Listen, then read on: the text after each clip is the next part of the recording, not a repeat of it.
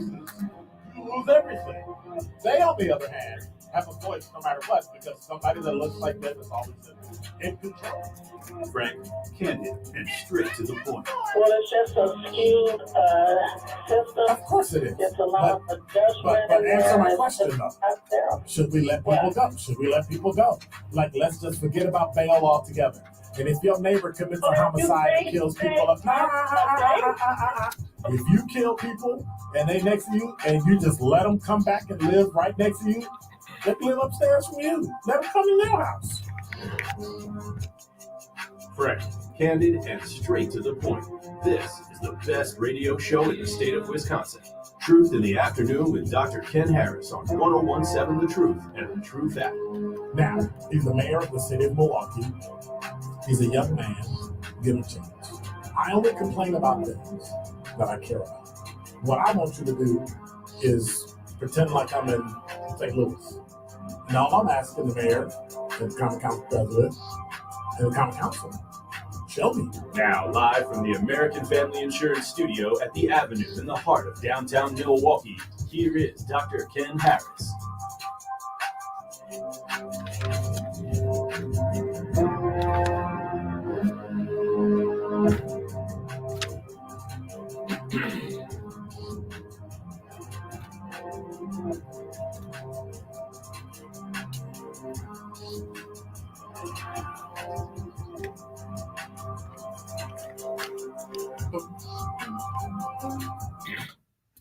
You're listening to Truth in the Afternoon. I'm your host, Dr. Ken Harris. 833-212-1017 is the number. Hey, plug back in my headphones. So, I thought I'd start out with trouble. I mean, here goes. The federal government is investigating the Sun Prairie Area School District's handling of a sexual harassment complaint that a transgender student used a locker room that aligned with their gender identity. Last spring, the law firm, Wisconsin Institute for Law and Liberty, announced last week that the Office for Civil Rights within the U.S. Department of Education has opened an investigation into the school district. They filed a complaint with the OCR in June alleging the Sun Prairie School District failed to sufficiently address the students' use of the locker room with other students present, according to the firm's announcement. So what's the nature of the complaint? In an April letter, Wisconsin Institute on Law and Liberty said that 4 freshman girls were showering in the locker room with their swimsuits on when an 18-year-old student entered the shower area, told them, "I'm trans, by the way," and then fully undressed, revealing male genitalia. The firm claimed that the school district discriminated against the 4 freshmen on the basis of sex, according to the announcement. It said the district locker room use policy failed to protect students because they lack clarification about how, when, and where males and females can use locker rooms in the district. The complaint also alleges that the district failed to comply with Title IX requirements, which outline a school district's obligation to protect students from sexual harassment or discrimination on the basis of sex or gender.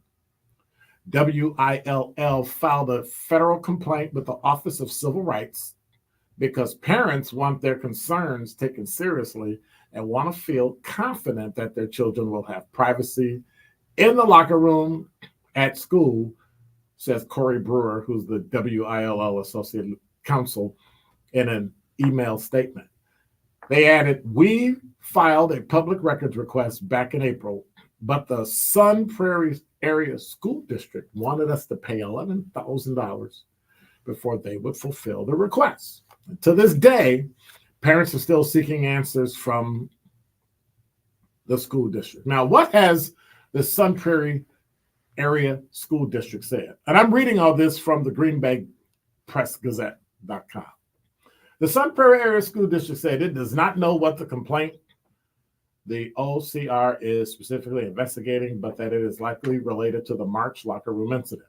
This is according to an email from the Director of Communications, Patty Lux. Lux said the district immediately addressed the incident after it was brought to the district's attention, started an investigation.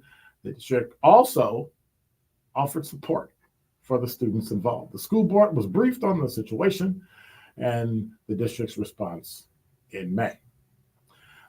The district previously said the incident should not have happened, but that reports about the incident were ill-informed, inaccurate, and incomplete. However, the district did not answer a reporter's question about exactly what did or didn't happen in the locker room and has not clarified what it says is inaccurate about the characterizations of this incident. And so when the public learned of the incident in April, the district released a statement saying it does not condone any student of one sex being present in a state of undress in the presence of students of another sex, nor does it condone a student of one sex showering in the presence of students of another sex. Now, the statement also said the school district officials addressed the incident as soon as it was brought to their attention, took steps to make sure something similar does not happen again. The letter did not provide details about what those steps were.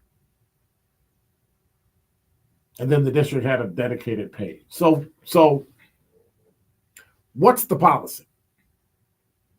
What's the policy? Locker room changing areas for transgender, non-binary, and gender non-conforming students is assessed on a case-by-case basis according to the guidelines of the district to support transgender students.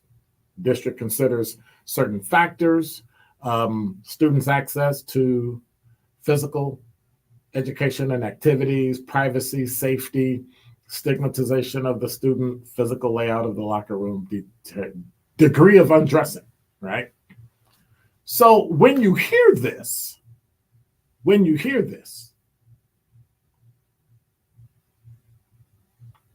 whose rights are being violated? If you believe that you are, I'm sorry because I'm using the wrong word. If you identify one way and you're physically another way, do you put yourself in the presence of people who are also the way that you identify and then act as if you're the same?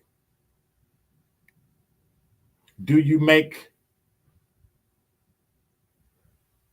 like the policy says, do you make things available so that that transgender, non-binary, non-conforming student can have space in order for them to feel safe and secure and take a shower?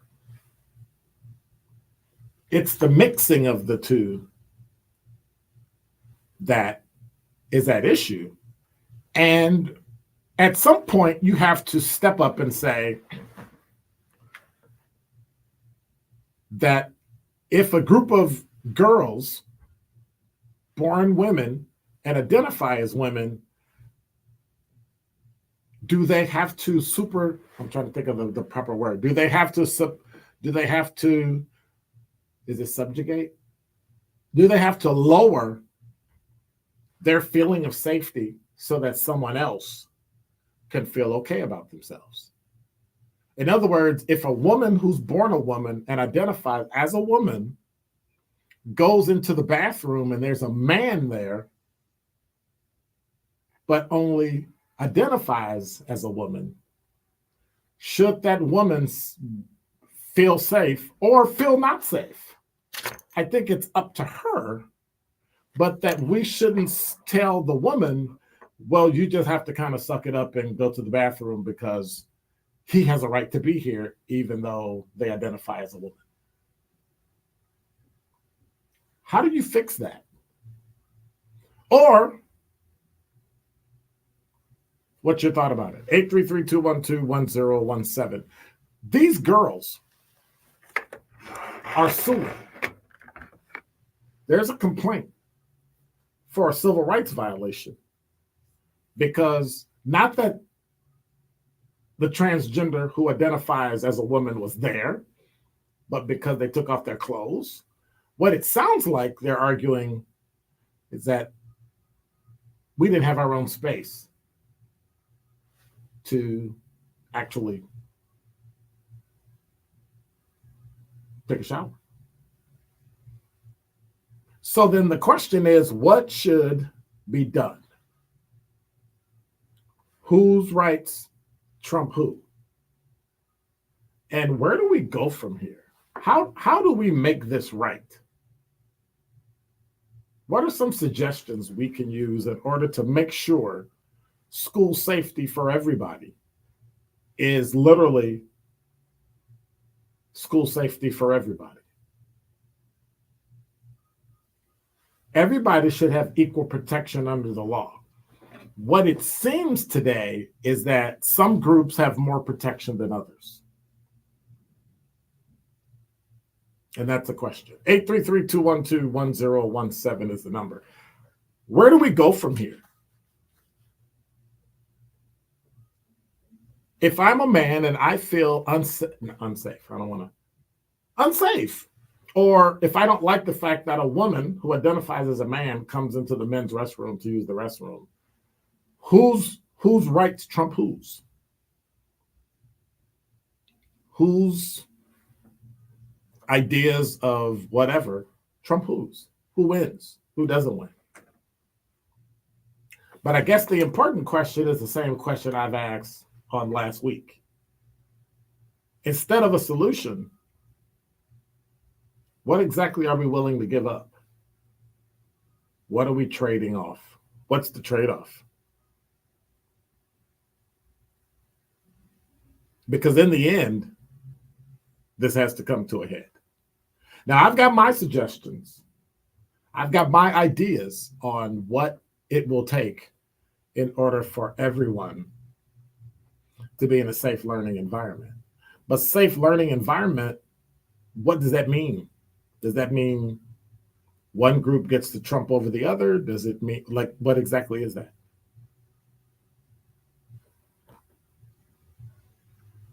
And my question to you, what am I missing?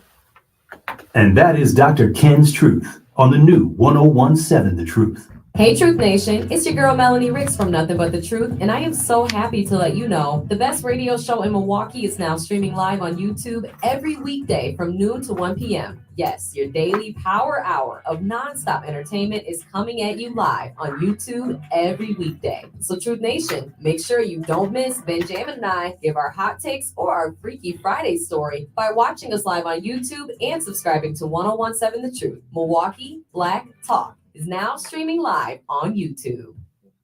This is your Planned Parenthood Advocates of Wisconsin Minute. Social injustices have created a long list of disparities in education access and the quality of education. Injustices